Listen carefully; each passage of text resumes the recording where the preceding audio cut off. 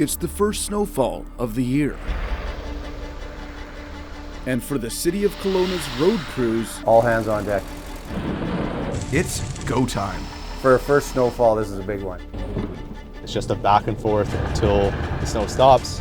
A massive, round-the-clock effort It's getting pretty ugly. to keep the roads open Lakeshore is already starting to fall apart again.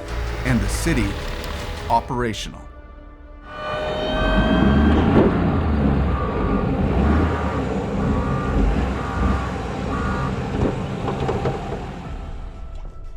It's midnight, and the city is quiet. But at the Public Works Yard, it's a hive of activity. This storm we knew was coming. We had the forecast.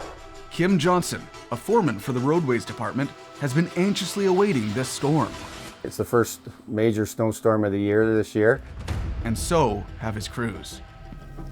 After a deceivingly mild season, winter's fury descends. When the snow falls, it's a call to arms for the crew. A grueling, cold all-nighter looms ahead. Tonight, Roadways Operation Manager Andrew Schwerdfiger patrols the front lines. It's pretty much a full call out every time. Their objective? Clear every street within 48 hours of the last flake falling.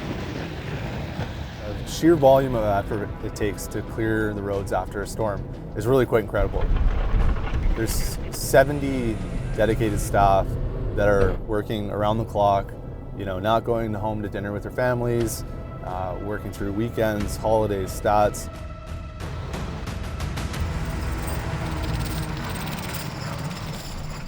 The City of Kelowna has 20 trucks that are responding to snowfalls, 4 graders, 3 loaders, 10 municipal tractors, and you say all these numbers, but until you physically see that fleet and see the scope of work they're accomplishing in that 48 hours, it's really quite remarkable. The snow started to fall at 3 p.m. Now, with the morning commute looming, every second counts. Our winter operation runs 24/7 when it snows. There's no finite, we start at 5 in the morning. We start as soon as the snow hits. Each road has been assigned a priority in which it will be cleared. The battle against the snow unfolds across 21 distinct routes, each spanning roughly 100 kilometers. Embedded within these routes is a clear order of importance that directs every move against the snow. The priority is the busiest roads. Priority 1 roads promised clarity within 8 hours of the snow stopping. Until they're bared off and traction is good and in drivable condition, where we're not seeing accidents regularly. Priority 2s targeted in 12. And finally, Priority 3s, residential streets cleared within 48 hours. The reality is, if you can't drive on the main roads because they're not safe, we're not going to go in and plow the local roads until we're done with the main.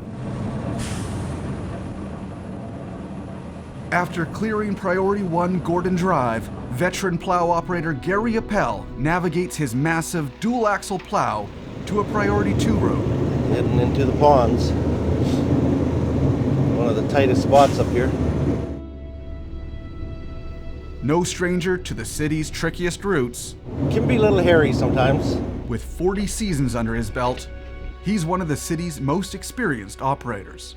I like to open up the road as wide as I can, His challenge tonight? A narrow street and a gauntlet of parked cars on either side.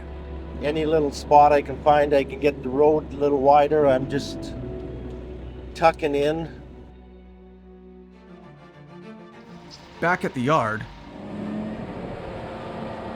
Clark Yarrow has been diligently loading sand into a steady flow of plow trucks all night. You could probably load out upwards between 6 to 1,000 tons of sand a night.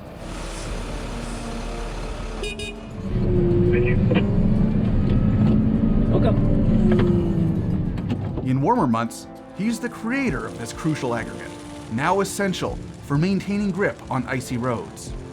The salt will help burn into the ice if it's icy, compact conditions, and then the sand will actually stay on the road instead of just blowing off. And tonight, they're going to need a lot of it. It's getting pretty ugly. After a short reprieve, the storm continues, sending crews back to defend the main routes once again. It's 3:10 in the morning. Our crews have been out since 3 o'clock last night. They have run up and down Gordon probably about 20 or so times in that last 12 hours.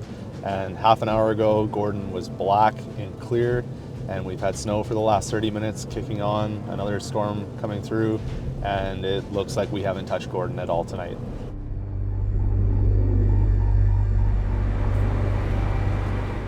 At shift change, Cameron Lowen gears up for a pivotal night.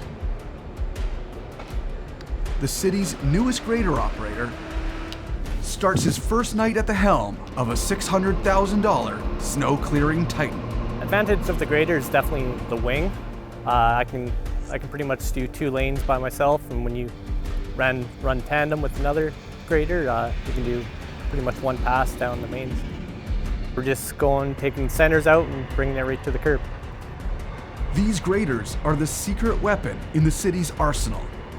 Our motor graders are the best tool we have for substantial snow. When we get into snow removal, the versatility of those units allows us to do things we just couldn't do with our regular tandem plow trucks. Give our operators room when they're working. They're going to be driving slow. They're going to impede your ability to go the speed limit. Back up 100 meters from equipment with flashing lights. They're going to be pushing snow off the side, dropping sand or salt. You don't want your vehicle getting damaged. Meanwhile, downtown, Steve Capone navigates a smaller 1-ton truck equipped with a plow on the front. Mostly my duties are cul-de-sacs, dead-end lanes. Tasked with clearing the tight, windy streets on the back end of Knox Mountain, where the bigger trucks would struggle. Anything that's tight where the tandems, the big dump trucks aren't able to turn around, or if there's a driveway at the end of a 1-lane that dead ends, you know, a front plow is easier to push that past the driveways instead of a belly plow on the tandems. Ensuring these mountainside streets stay clear goes beyond routine. It's about safeguarding a vital lifeline within the community. It's just getting all the snow off the road and making sure all the emergency vehicles, you know, have access to all these houses in case anything was to go wrong. We need to make sure they can get there, and you know, if there's a heart attack happening or something, we want to make sure that all the emergency vehicles can get to where they need to get to. One thing that you can't avoid is the windrows on either side of the road. You're pushing from the center to the curb, so the snow's got to go somewhere. And the public really doesn't like when you have a windrow in front of their driveway after they shoveled, but there's just no other way around it. There's nothing else you can do. Everyone out here that's plowing is here to help. You know, we're all in this together. When snow falls, we all got to make sure it's clear. While the plows continue to make headway, their progress is tracked in near real time on an intricate map at the yard. Red light means that a plow hasn't been there. Green light means that a plow has been there and serviced the road. New technologies we use for our winter response to make sure that we're being thorough and getting everything done and missing as few roads as humanly possible. As dawn rises, a break in the weather means crews can get started on residential streets. But in some neighborhoods, the pace slows as plows struggle to clear around obstacles. Cul-de-sacs are really challenging for us. Our trucks need every square inch of that cul-de-sac to turn around.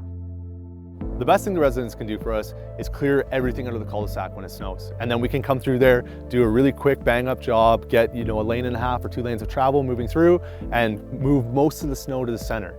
Otherwise, if there's vehicles, we end up leaving piles in front of driveways and not doing the job that we're after.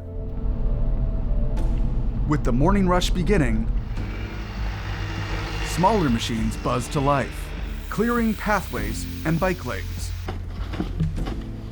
Meanwhile, teams of 2 move block by block, shoveling around bus stops.